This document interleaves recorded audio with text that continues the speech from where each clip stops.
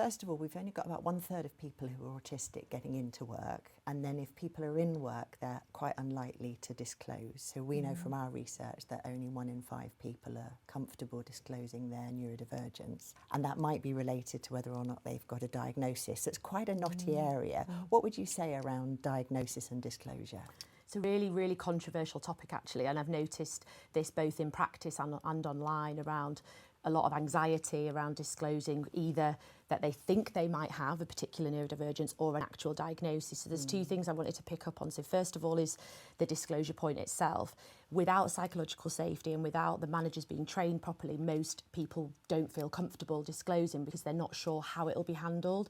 And worse, people are saying that they think that it might be used against them. Yeah. And so there's quite a lot of evidence to show that that has happened where the managers didn't know what to do, or there's a lack of awareness around how the particular neurodivergence manifests in the workplace.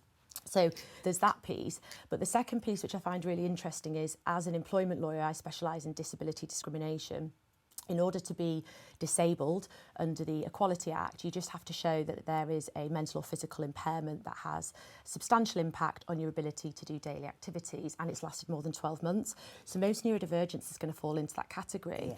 But notice how it doesn't require a diagnosis. So it doesn't need a medical doctor to say you have ADHD. It's a legal definition. So there is medical definitions, and obviously that's where diagnosis would come in, and that's needed for ADHD for medication.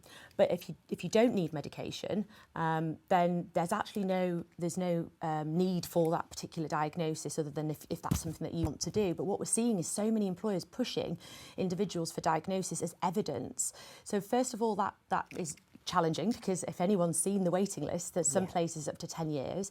And secondly, it's that whole piece around trust again. So you're basically saying you don't trust that they have this condition, and actually that in of itself is a challenge, because you're ruining the opportunity that you have to build that rapport with that individual. So what I would say to employers where you're not sure if someone does have a particular condition is don't focus on the diagnosis and the condition, focus on how it impacts their ability to do their job, and try to focus on how you can alleviate that through adjustments, rather than going straight to, we need medical evidence to prove it, because the law doesn't require that, and also you're going to damage that working relationship with those individuals.